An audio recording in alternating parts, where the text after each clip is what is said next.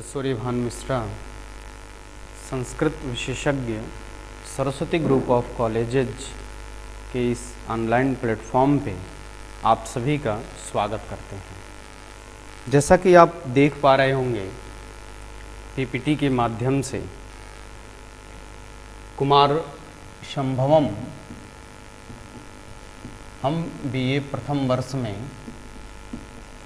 कुमार संभवम महाकाव्य का अध्ययन कर रहे हैं, जो प्रथम प्रश्न पत्र के रूप में आपके समक्ष पढ़ाया जा रहा है।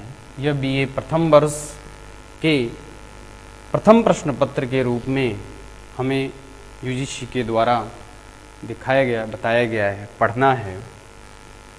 आज हम पढ़ते पढ़ते धीरे धीरे 13वें श्लोक तक हम पहुंच गए हैं। 13 नंबर के श्लोक का आज हम अध्ययन करेंगे। अब तक हमने 12 श्लोकों का अध्ययन कर लिया है। आज हम 13वें श्लोक का अध्ययन करेंगे। जैसा कि आप जान पा रहे हैं कि प्रथम प्रश्न पत्र में महाकवि कालिदास, जान रहे ना, यह ग्रंथ किसके द्वारा रचित है?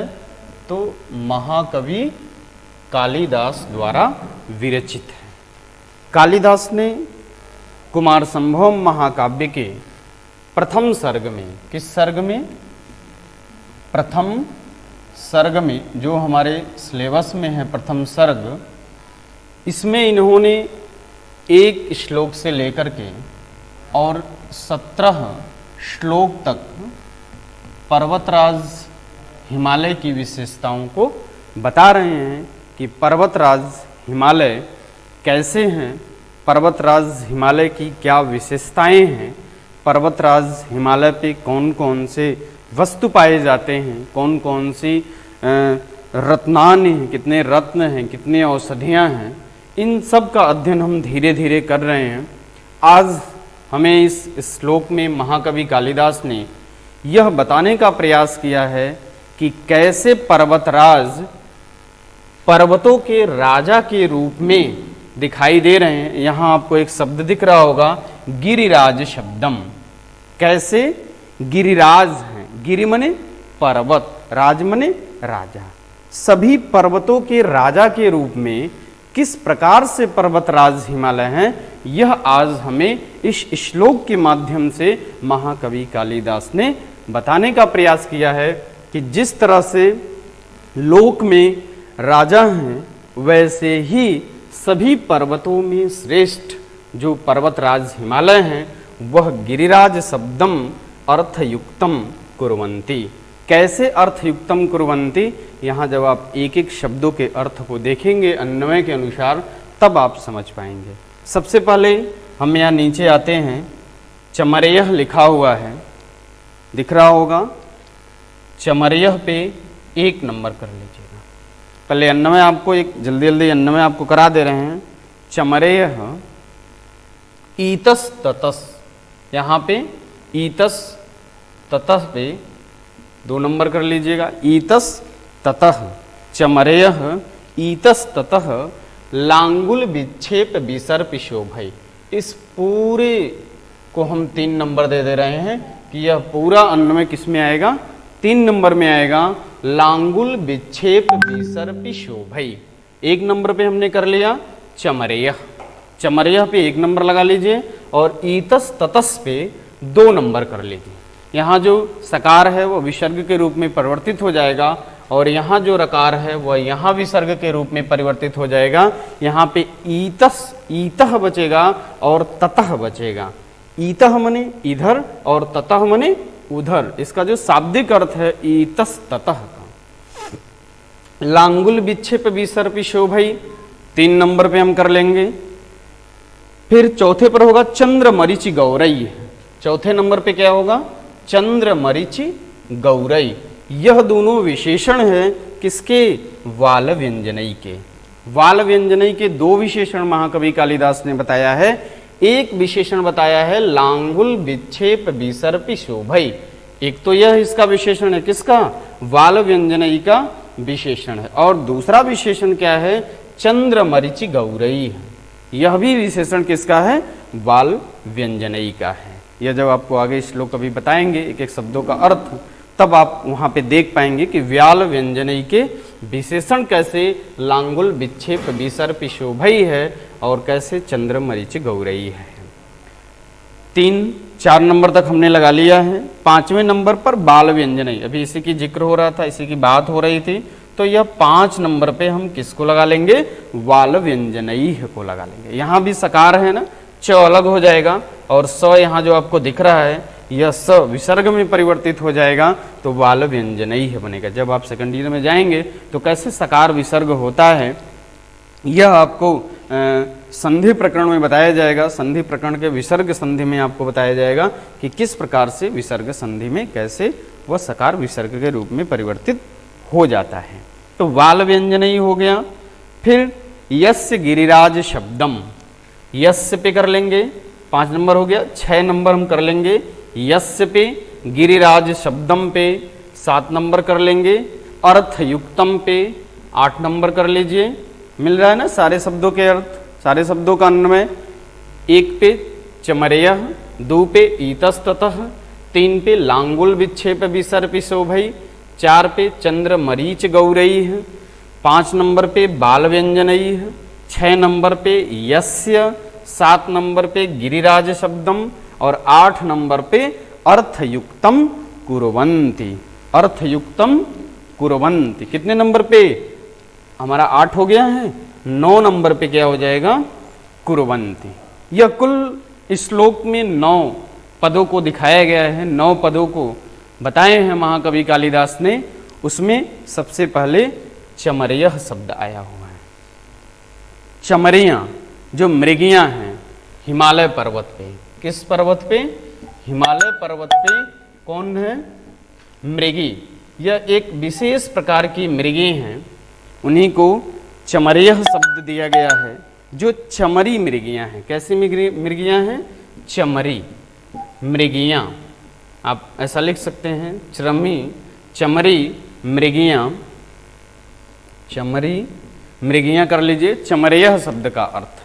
दूसरा है ईतस्ततः, ईतस्ततः इधर उधर, ईतः मने इधर और ततः मने उधर। इधर उधर क्या करती हैं वह?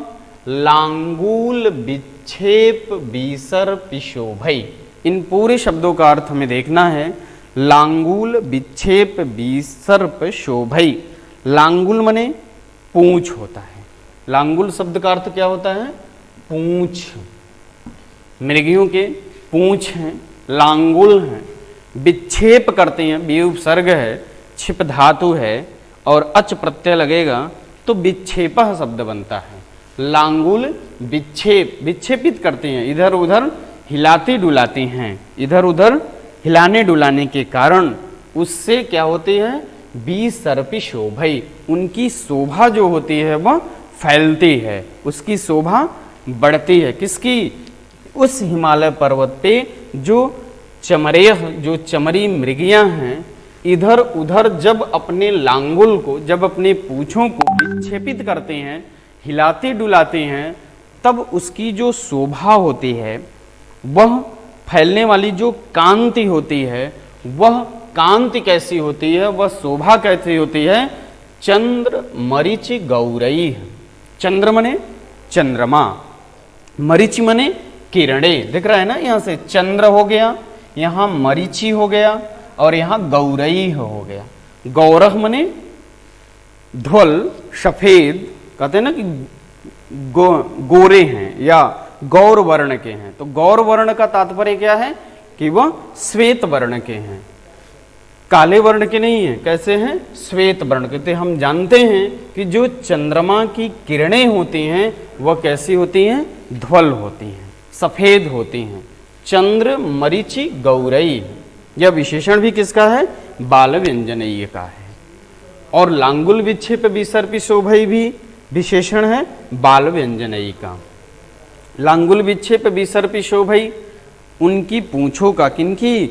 उस हिमालय पर्वत पे चमरी मृगियों, जो चमरी मृगियां हैं, इधर उधर पूंछों के हिलाने से, लांगुल विक्षेप करने से जो शोभा फैलती है, जो कांति निकलती है वह कांति कैसी है? चंद्रमरीचि गौरई है। चंद्रमा के किरणों के समान ध्वल वर्ण के।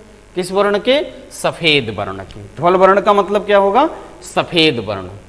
ऐसा हम कह सकते हैं ना कि चंद्रमा की जो किरणें होती हैं वह किस वर्ण की होती हैं? सफेद होती हैं, ध्वल होती हैं। चांदनी आप देखे होंगे चंद्रमा का, तो वह ध्वल वर्ण की होती हैं। चंद्रमरीचि गौरई।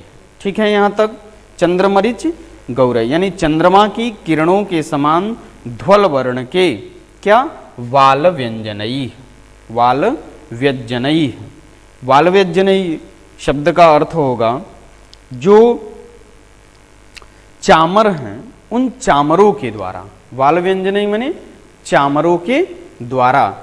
आप चामरों शब्द के अर्थ को जानने के लिए यदि आपने देखा होगा कि जो राजा प्राचीन समय में रहे हैं उनके अगल बगल दो दासे जो दो दासियां या दास जो भी होते थे, वह उनके दोनों तरफ जब वह राजा अपने राजगद्दी पर बैठता है तो दोनों तरफ से वह ऐसे मंदिर पे भी आप देखे होंगे कि श्वेत वर्ण का चामर होता है। यदि आप भगवान श्री कृष्ण के मंदिर में गए होंगे तो चामर एक होता है जिसको जब उनका पूजा किया जाता है तो वह चामर क्या होता है? डुलाया जाता है उनके ऊपर। वह सफ़ेद रंग का ऐसे बाल की तरह होता है, समझिए जैसा बाल होता है, और ऐसे उसका स्टैंड में लगा रहता है और चमरियाँ इधर उधर हिलाई जाती हैं, तो वही चमरी हैं। राजा के पास भी ऐसा हिलाया डुलाया जाता था। दोनों बगल दोनों दास होते थे और वह उन जैसे आप समझ लीजिए कि पंखा करना, जैसे बड़े बड़े हाथियों के कान की तरह भी रहता था, उससे भी पंखा किया जाता था। और इस चामरों के द्वारा भी उनका क्या किया जाता था? ऐसा आप सीधे सीधे समझिए कि पंखा किया जाए, कि दोनों तरफ से ऐसे ऐसे उनको हिलाया जाए जैसे पंखा किया जा रहा है। वही है वाल व्यंजनई। वाल व्यंजनई चामरों द्वारा।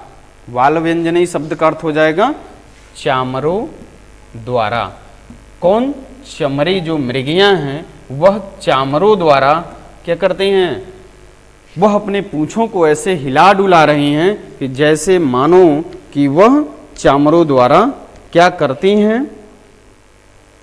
वह डुलाने मात्र से ही ऐसा लगता है कि मानो, हमने 4 नंबर तक कर लिया, 5 नंबर कर लिया, छठे में यस्य उस हिमालय पर्वत को गिरिराज शब्दम। गिरिराज शब्द जैसे गिरिराज माना जाए कि वह क्या है? गिरिराज हैं। क्या माना जाए? कि वह चामरों के द्वारा हिमालय के लिए जो प्रयुक्त गिरिराज शब्द है, प्रयुक्त कैसा शब्द है? गिरिराज शब्द है, कि यह पर्वतों के क्या हैं? राजा हैं। ऐसा जो शब्द कहा जा रहा है वह क्या हो रहा है? अर्थयुक्तम, सार्थक हो रहा है, अर्थ से युक्त हो रहा है।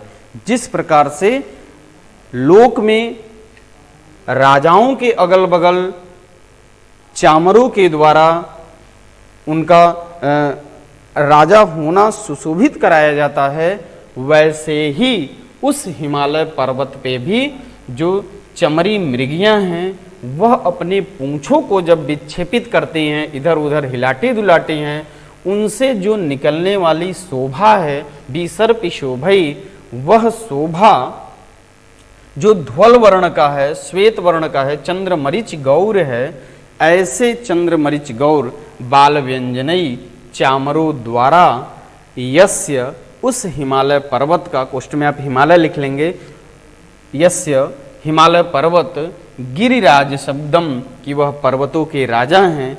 ऐसा जो शब्द बार बार हम प्रयोग कर रहे हैं शुरू के श्लोक से ही कि गिरिराज हैं, पर्वतों के राजा हैं।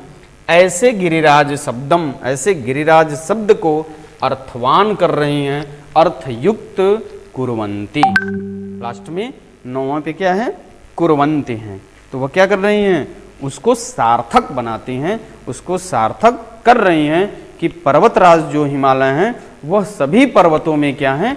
श्रेष्ठ हैं। वह सभी पर्वतों में राजा के रूप में हैं और राजा के रूप में उन्हें प्रदर्शित करने वाला कौन है? उस हिमालय पर्वत पे विराजमान जो चमरियाँ हैं, जो चमरी मृगियाँ हैं, उन मृगियों के द्वारा ही वह क्या हो रही हैं, लांगुल विक्षेप विसर्पी शोभई, उनके पूंछों को इधर उधर हिलाने से ऐसा लग रहा है मानो जैसे लोक में राजा के अगल बगल दो उनके दास दासियां उनके लिए चामरों के द्वारा जो पंखा इत्यादि करते हैं, वैसे ही यहाँ पे भी उस पर्वतराज हिमालय पे जो मृगियाँ हैं वह अपने पूंछों को जब इतस ततस करती हैं, जब इधर उधर करती हैं, तो मानो ऐसा लग रहा है कि यह भी उस राजा के समान है।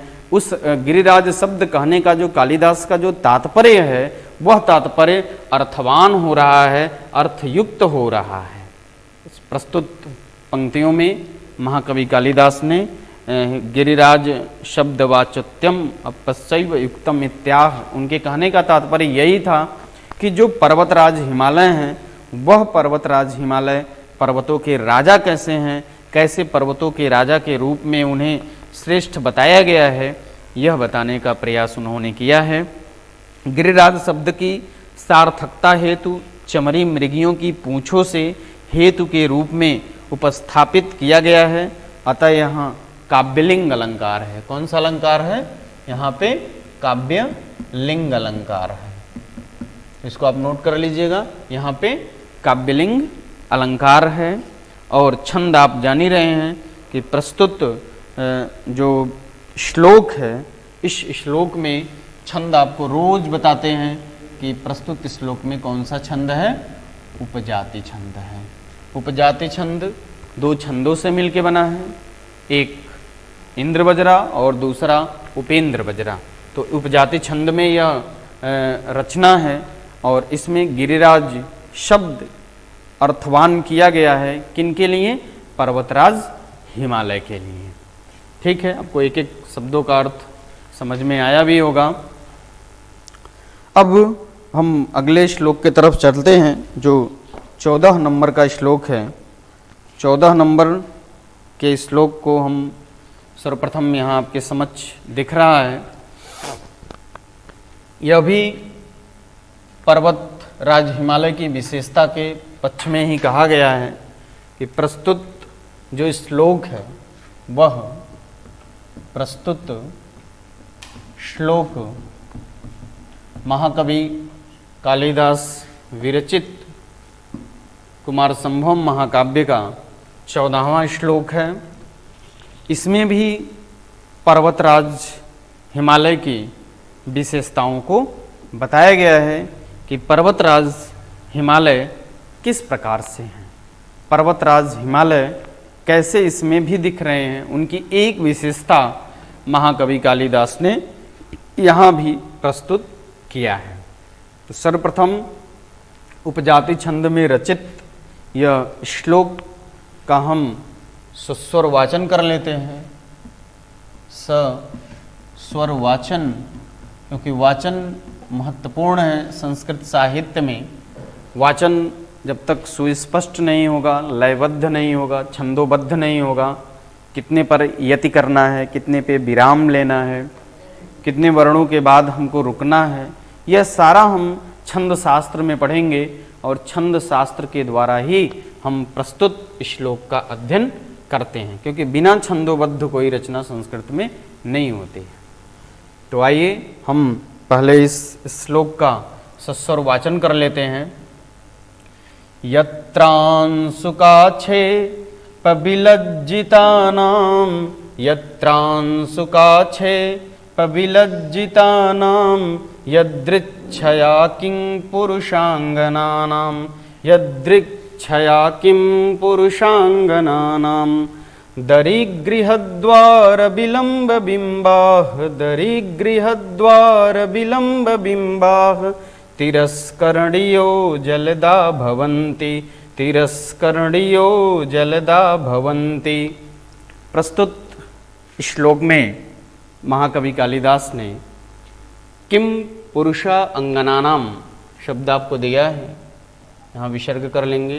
किम पुरुष अंगनानाम, वहाँ जो किन्नर हैं उस हिमालय पर्वत पे, उन किन्नरों के जो स्त्रियां हैं, अंगना नाम, अंगना नाम शब्द का अर्थ जो उनके स्त्रियां हैं, किन्नरों की जो स्त्रियां हैं, उन स्त्रियों के लिए कैसे पर्वतराज हिमालय की गुफाओं में क्या बन जाती हैं, वह जवनिका बन जाती हैं। जवनिका शब्द का अर्थ पर्दा भी होता है। आप जैसा प्रयोग करते हैं अपने घरों में पर्दा का, वह पर्दा, क्योंकि उस समय पर्वतराज हिमालय पे कोई वस्त्र नहीं था जिससे कि पर्दा का निर्माण किया जाए, वहाँ पे पर्दा कैसे बन रहा है, वह जवनिका शब्द आपको नाटक में देखने को मिलेगा। जब आप नाटक पढ़ेंगे अभिज्ञान शाकुंतलम, तो उस नाटक का वह शब्द है, उसका शाब्दिक अर्थ देहातों में या गाँव में पर्दा से हम लगाते हैं। यत्रान सुकाक्षेप विलज्जितानाम यदृच्छया किम पुरुष अंगनानाम दरिगृह द्वार विलंब बिंबाह तिरस्करणीयो जलदा भवंती। एक एक शब्दों के अर्थ को हम पहले अन्वय के अनुसार देख लें कि अन्वय इसका क्या होगा। अन्वय में सर्वप्रथम यत्र शब्द पे एक लगा लीजिए। यत्र दिख रहा है ना ऊपर की लाइन में, सबसे पहले आपको मिलेगा यत्र। यत्र से अलग करेंगे तो अंशुका छेप भी लज्जितानाम, यह हमारा हो जाएगा दूसरा। यहाँ से लेकर के और यहाँ तक का जो अन्वय होगा वो किस नंबर पे रहेगा, 2 नंबर पे रहेगा। यत्र पे 1 और अंशुका छेप भी लज्जितानाम पे क्या कर लेंगे, 2 नंबर कर लेंगे। यत्र अंशुका छेप भी लज्जितानाम, यत्र पे 1 लगाइए, अंशुका छेप भी लज्जितानाम पे 2 लगाइए, और किम पुरुष अंगनानाम, यहाँ दिख रहा है नीचे दूसरे लाइन में, इसको आप 3 नंबर लगा लीजिए। किम पुरुष अंगनानाम यदृच्छयाः, इसके बाद यदृच्छया पे 4 नंबर कर ली। यदृच्छया कितने नंबर का अन्वय होगा, 4 नंबर का होगा। 1 नंबर यत्र, 2 नंबर अंशुका छेप बिलज्जितानाम, 3 नंबर पे किम पुरुष अंगनानाम, और 4 नंबर पे यदृच्छयाः। 5 नंबर पे यह पूरा जो लाइन है वह हमारा 5 नंबर का अन्वय होगा। दरी गृह द्वार विलंब बिंबाह, दरी गृह द्वार विलंब बिंबाह, यह हमारा 5 नंबर का अन्वय हो जाएगा। और 6ठे नंबर पे जलदाह तिरस्करणीय भवन्ति, 6ठे पे जलदाह तिरस्करणीय पे 7 हो जाएगा और भवन्ति पे 8 हो जाएगा। यह कुल हमारे 8 पद हैं जिनका अर्थ हमें देखना है। एक एक शब्दों के अर्थ को हमें जानना है, एक एक शब्दों के अर्थ को हमें पढ़ना है। यत्र माने जहाँ, यत्र शब्द का अर्थ क्या होता है, जहाँ। और जहाँ के लिए हम प्रयोग कर सकते हैं कि जिस हिमालय पर्वत पर, जिस हिमालय पर्वत पर, किस हिमालय पर्वत पे, तो आप जान रहे हैं कि भारतवर्ष के अंतर्गत स्थित वह हिमालय पर्वत है। अंशुका छेप बिलज्जितानाम, अंशुक मने होता है वस्त्र, अंशु, अंशुक मने वस्त्र। अंशुका छेप बिलज्जितानाम, वस्त्रों के अपहरण के बाद, अंशुका छेप करने के बाद, अंशुक मने वस्त्र, वस्त्र के अपहरण से अतिशय लज्जित, बिलज्जितानाम, बी है ना, बी उपसर्ग लगा हुआ है, यानी अच्छी प्रकार से, अतिशय, अत्यधिक कह सकते हैं। बी उपसर्ग जहां भी लगा रहे हैं वह अधिकता बताने के लिए होता है कि लज्जित तो होते हैं, लज्जितानाम इतने लिख देने से भी काम चल जाता है, लेकिन बिलज्जितानाम लिखा हुआ है यानी अतिशय, अधिक, बहुत अधिक। अंशुका छेप बिलज्जितानाम, यत्र जिस हिमालय पर्वत पे या जहाँ हिमालय पर्वत पर अंशुका छेप बिलज्जितानाम, अंशुक के विक्षेपित कर लेने पर, अंशुक के, अंशुक शब्द का अर्थ वस्त्र से लगाएंगे। अंशुक आक्षेप, यहाँ से अंशुक जब लग होगा, दीर्घ संधि हुई है, अंशुक और आक्षेप में जब दीर्घ होगा तो अंशुका छेप बनेगा। तो अंशुक आक्षेप बिलज्जितानाम, 3 पद इसमें मिले हुए हैं। अंशुक है, अंशुक आक्षेप बिलज्जितानाम अंशुका छेप। यत्र जहाँ, जिस हिमालय पर्वत पर वस्त्र के आक्षेप से, वस्त्र के अपहरण से विलज्जितानाम अतिशय लज्जित, विलज्जितानाम अतिशय लज्जित कौन? किम पुरुष अंगनानाम, जो किन्नरों की स्त्रियां हैं, किन्नरों की स्त्रियां, किम पुरुषा अंगनानाम, जो किन्नरों की, जो किन्नर हैं उन किन्नरों की जो स्त्रियां हैं, उन स्त्रियों के लिए, किन्नराणाम अंगनानाम किन्नराणाम, किन्नरों की जो स्त्रियां हैं उन स्त्रियों के लिए यदृच्छया, अपने आप दैव गति से, बिना किसी सोर्स के, यदृच्छाया अपनी इच्छा से, यत इच्छया जब करेंगे, यत को अलग करेंगे और दृच्छया से इतृच्छया करेंगे तो यदृच्छया अपने आप दैव गति से, दरी गृह द्वार विलंबी बिंबाह, इन पूरे शब्दों का अर्थ देखेंगे। दरी गृह द्वार विलंबी बिंबाह, एक एक शब्दों का अर्थ जान जाइए। दरी, यहाँ दरी शब्द दिया हुआ है, यहाँ गृह दिया हुआ है, यहाँ द्वार दिया हुआ है। दरी मने होता है गुफा, दरी शब्द का अर्थ गुफा, गृह शब्द का अर्थ घर, द्वार शब्द का अर्थ द्वार। सबके घरों में द्वार होते हैं, गुफाओं में भी द्वार हैं उस हिमालय पर्वत पे। तो दरी गृह द्वार विलंब बिंबाह, वह क्या बन जाते हैं? बिंब बन जाते हैं। किस पे? उन स्त्रियों के लिए दैव गति से, यदृच्छया दरी गृह द्वार विलंब बिंबाह, जो गुफा रूपी उनका घर है, उन घर के द्वार पर लंबिम विलंब बिंबाह, बिंब बन जाते हैं। वह उनके लिए लटकने वाले जो एकदम पर्दे, पर्दा क्या होता है कि हमारे द्वार पे लटकता रहता है। तो वह गुफा का जो दरवाज़ा है वह छोटा सा तो है नहीं, 6 बाई 6 का, 6 बाई 4 का, ऐसा कोई गुफा है ही नहीं, ऐसी कोई गुफाएं हैं नहीं वहाँ पे। तो गुफा का जो दरवाज़ा है वो बहुत बड़ा होता है, उस पर पर्दा लगाना थोड़ा सा कठिन भी है। तो वहाँ पर्दे का काम किस प्रकार से हो रहा है वह बताने का प्रयास महाकवि कालिदास ने किया है कि उस हिमालय पर्वत पे जो किन्नरों की अंगनाएं हैं, जब वह उन पर्वतों में क्या होती हैं? निवास करती हैं। और जब वह अपने अंशुकाक्षेप विलज्जिता नाम, जब उनके वस्त्रों के अपहरण के समय जब वह लज्जित होते हैं, तब उन गुफाओं के गृह द्वार पर लटकते मंडल वाले, विलंब बिंबाह, लटकते मंडल वाले कौन? जलदाह तिरस्करणयोः भवन्ति। जलदाह शब्द के अर्थ को ध्यान देंगे। जलदाह, जल को देने वाला, उसको क्या कहते हैं? जलदाह कहते हैं। जो हमारे लिए क्या लाता है? जल लाता है। जल कौन लाता है?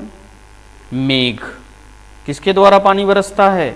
मेघ के द्वारा। यदि बादल न लगे, सूर्य देवता यदि आकाश मंडल में दिखते रहें, तब बारिश नहीं होता है। जलदाह यानी जल को देने वाला। जलदाह तिरस्करणयोः भवन्ति, उनके अपमान को, उनके तिरस्कार को, उनके लिए जो मेघ हैं वह तिरस्करणयोः, उनके अपमान को बचाने के लिए क्या बन जाते हैं? पर्दा बन जाते हैं। यह तिरस्करणयोः शब्द का अर्थ जवनिका है या पर्दा है। जवनिका भी कह सकते हैं और पर्दा भी कह सकते हैं। भवन्ति मने होते हैं। भू धातु लट लकार प्रथम पुरुष एक वचन में भवन्ति शब्द का निर्माण होता है। होते हैं शब्द होता है। तो क्या बन जाते हैं? वह उनके लिए पर्दे का काम करते हैं। पर्वतराज हिमालय पे जो किन्नरों की स्त्रियां हैं, उन स्त्रियों के लिए वह पर्दे का काम करती हैं। कौन? जो वहाँ के मेघ हैं, वह मेघ वहाँ के लिए क्या बन जाते हैं? पर्दा बन जाते हैं। तो इस श्लोक में आपने स्पष्ट रूप से देखा कि महाकवि कालिदास ने प्रस्तुत श्लोक में उन किन्नरों के निवास करने वाले, किन्नरों के निवास वाली जो स्त्रियां हैं, उन स्त्रियों के लिए पर्वतराज हिमालय पर्दा कैसे बनवाते हैं मेघों के द्वारा, यह आप प्राकृतिक सौंदर्य का वर्णन महाकवि कालिदास ने प्रस्तुत श्लोक में आपको दिखाया है कि पर्दे का कार्य उन्होंने मेघ से लिया है और मेघ को उन्होंने उस हिमालय के गुफा रूपी द्वार पे, दरी गृह द्वार विलंब बिंबा लटकते मंडल वालों से क्या करते हैं, वह पर्दे का काम करते हैं।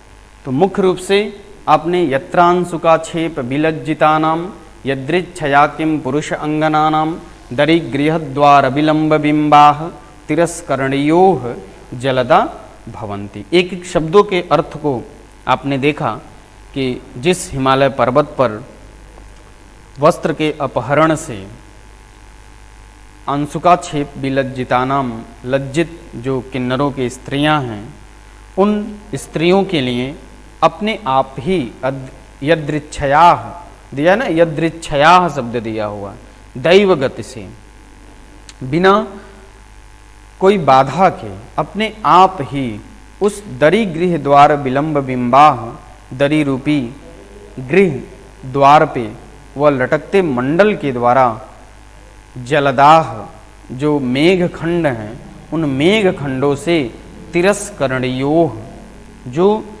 पर्दा बन जाते हैं। यहाँ प्रतिशीराह जवनिकाह स्यात तिरस्करणीय अमरकोश में ऐसा लिखा हुआ है, और तिरस उपसर्ग हो जाएगा, क्री धातु हो जाएगा, ऋणी प्रत्यय होगा और ऋणी से फिर निस होगा, तब क्या हो जाएगा, वह बनेगा तिरस्करणीय।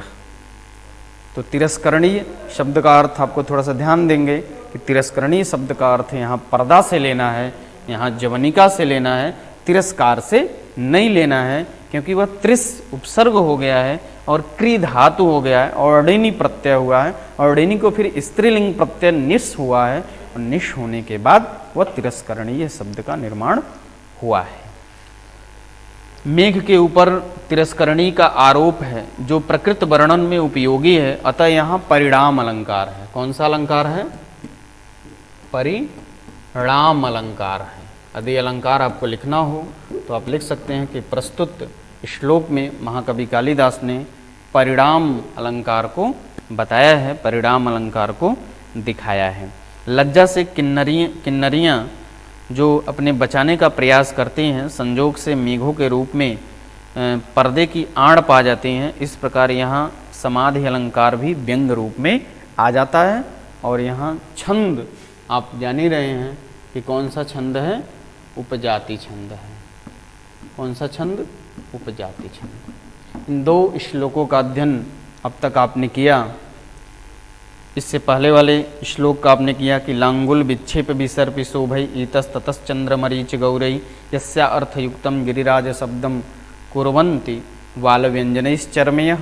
यह श्लोक है। एक एक श्लोकों का अध्ययन, एक एक शब्दों का अध्ययन आप ऐसे अच्छे तरीके से करते रहें, ताकि फिर दोबारा आपको जब पुस्तक यदि आप कभी उठाएं तो आपको सोचना न पड़े कि प्रस्तुत पद में महाकवि कालिदास ने क्या बताया है या कालिदास ने क्या कहा है। जो ही श्लोक आप देखें तो एग्ज़ाम में देखने मात्र से ही आप श्लोकों का बड़े अच्छे से अनुवाद कर लें, बहुत अच्छे से आप इसका व्याख्या कर लें। और जो दो अब तक आपको सुक्तियाँ हमने बताया है, एक तीसरे नंबर में कि एको ही दोषो गुण सन्निपात निमज्ज तिंदे किरणे शिवांक, उस पर विशेष ध्यान दीजिएगा। और दूसरा वाला जो अभी हम कल ही पढ़े हैं, वह जो दूसरा हमारा अन्वय है, उस अन्वय को भी आप ध्यान देंगे कि दूसरा वाला जो अन्वय था वह अन्वय था क्षुद्रे अपि नूनम शरणम प्रपन्ने ममत्वम उच्चैः शिरसाम सतीव।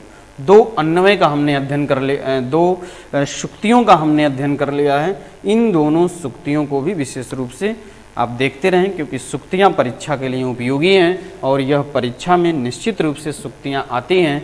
एक सुक्ति तो श्योर एंड सर्टेन है, आप कहीं लिखना हो तो लिख सकते हैं कि महाकवि कालिदास विरचितम कुमार संभवम महाकाव्य के प्रथम सर्ग से एक सुक्ति निश्चित रूप से आई है, और कुल 6 सुक्तियाँ हैं भी।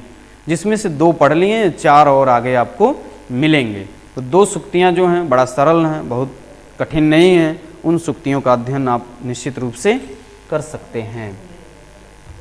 अब अगले क्लास में पुनः हम आपके समक्ष कुछ नए श्लोकों को लेकर के 13 तक हम पढ़ लिए हैं, 14 तक पढ़ लिए हैं, 15, 16, 17 श्लोकों का अध्ययन हम करेंगे। और कल महाकवि कालिदास के द्वारा विरचित कुमार संभवम महाकाव्य के प्रथम सर्ग में जो 1 से लेकर 17 तक श्लोक है, जिसमें पर्वतराज हिमालय की विशेषता को बताया गया है, इस पे प्रश्न भी कभी कभी बन के आता है कि पर्वतराज हिमालय की विशेषताओं को अपने शब्दों में लिखिए।